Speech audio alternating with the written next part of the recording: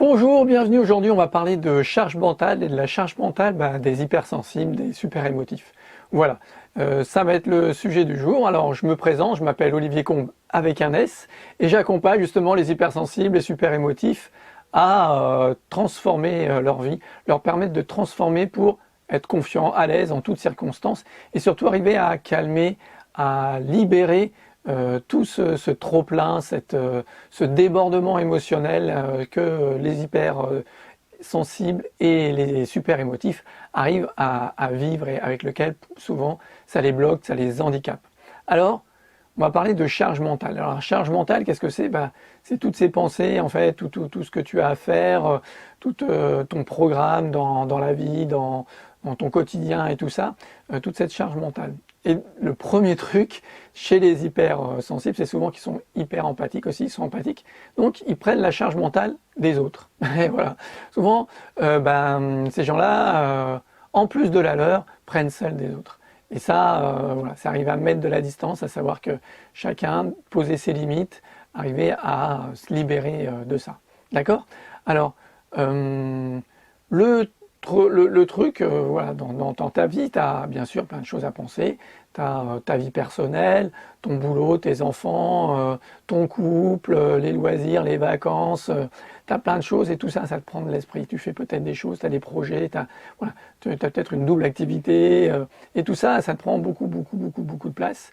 Alors, comment faire? Comment faire pour justement arriver à délaisser cette charge mentale, arriver à se libérer de cette charge mentale. Alors il y a plusieurs points.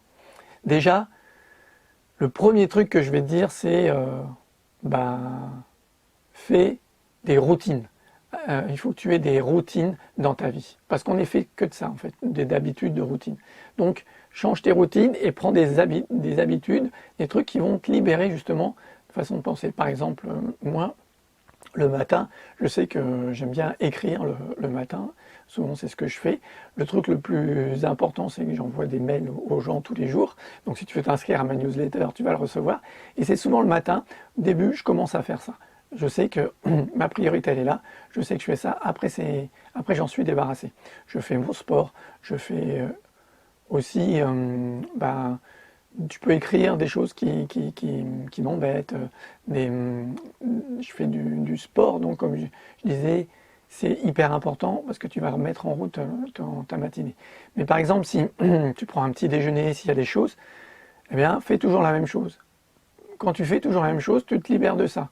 Tu sais, tu n'as plus besoin de penser, de réfléchir à ce que tu vas manger, à ce que tu vas faire, dans quel sens ce que tu as à préparer ou choses comme ça. Donc installe une routine, une petite routine, et ça va te libérer cette charge mentale. Alors en même temps, c'est le côté de planification, ok?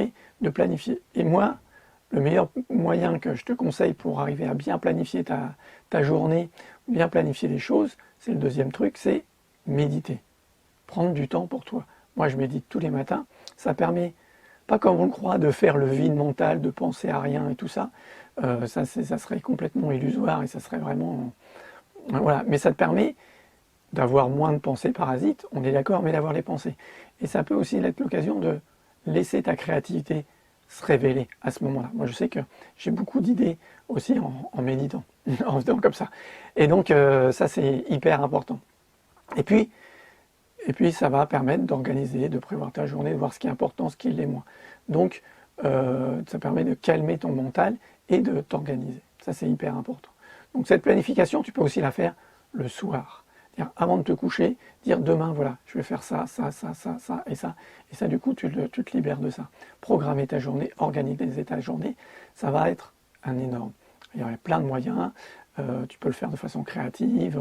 Il y a le bullet journal, il y a des arbres d'organisation. Si tu n'aimes pas les trucs très rigides, très rangés, tu peux faire un arbre avec des branches et puis tu fais tout ce que tu as à faire.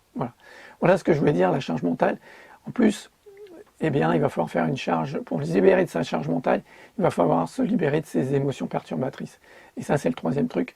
C'est vraiment le truc, mon expertise, et ça, c'est ma touche particulière.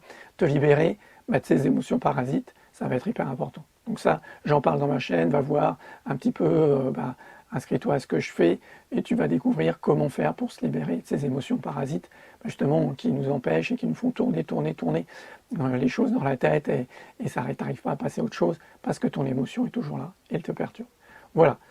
Voilà ce que je voulais partager. N'hésitez pas à commenter si vous voulez en savoir plus, si vous voulez que je vous apporte d'autres choses. Dites-le moi, on interagit, on échange ensemble.